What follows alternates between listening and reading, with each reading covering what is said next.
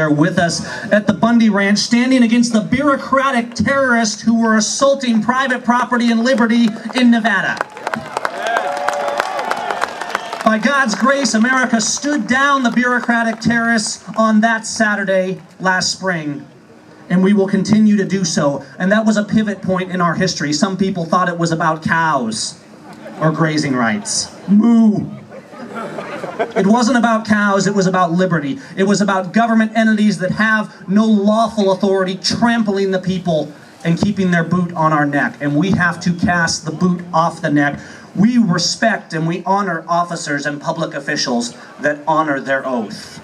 But we must remember that a public official that does not honor their oath is a criminal, and they need to be regarded as such.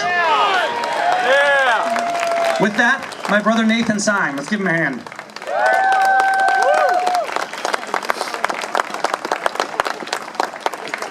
My name is Nathan Seim, as Gavin already said, and I want you all to know that I don't want to be here. I'd rather be at home, spending my time on my own pursuits. I would rather be doing my own thing, but this is necessary. We need me here, we need all you people here. But as for me, I'm not here for my personal rights. I'm here for justice. Don't get me wrong, I believe I have a constitutional right to own and to carry this weapon, and it cannot be infringed. But I am here because, as a Christian, my God loves justice and judgment. And justice says that what our government is doing is wrong.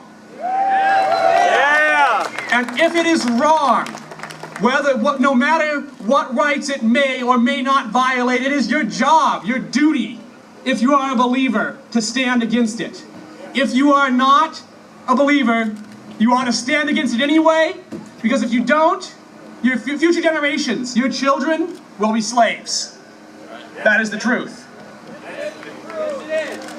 However, if you are going to stand for justice, for what is right, you need to make sure that you're not just doing it in public. It needs to be at home as well. If you expect to win a war of justice, you have to act justly in your own private life. You cannot say to the government, I defy your lawlessness, and live lawlessly. You cannot say, I will not let you take what is mine, but say, I want you to take my neighbor's money and send me a check every month. Yeah. So if we expect the blessing of the God of heaven, of Jesus Christ on our battle, then whether or not we are Christians, we must have with us in our hearts and in our lifestyle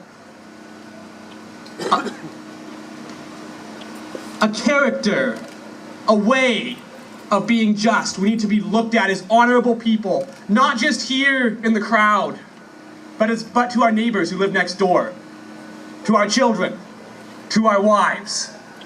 Furthermore, I am thrilled you are all here, and this battle is going very well. This is my third battle. This is a war. We are not going to win it in one battle. There's going to be other events, whatever they may be, you are going to need to support. When I went to Bundy Ranch, thought that I was going to be able to go and take my stand, do my duty, and go home and not worry about it anymore. That was absurd.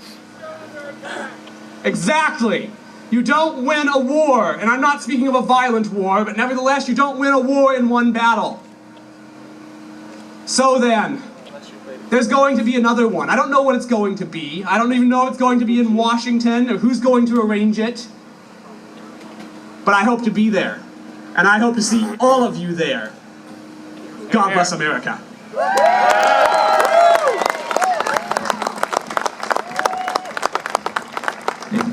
Well said. Thank you, Nathan. I hold my mic closer, I guess. Okay. You know, Nathan's absolutely right, because I get this often. You know, I go out and I do videos or I do these stands, and people think that I do this for fun. And going to government and saying no, and standing up and saying no, and putting ourselves out there is not fun. It makes us proud to stand up for what's right, and it should as Americans. But we have jobs, we have families. I'm a rather unexpected activist. I'm just a small business owning father.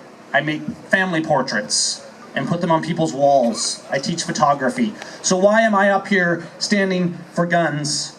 I'm not up here standing for guns in particular. I'm standing for liberty and for America. And we need to remember that when the framers stood up, they were everyday men. They were people who said, we cannot tolerate this injustice any longer. And if we don't stand up, make no mistake, if we do not stand up, America, our children and our grandchildren will take back liberty at the price of blood. We have a duty to stand. Now what I'm going to do, our speakers have got a little thrown off in terms of the schedule, but we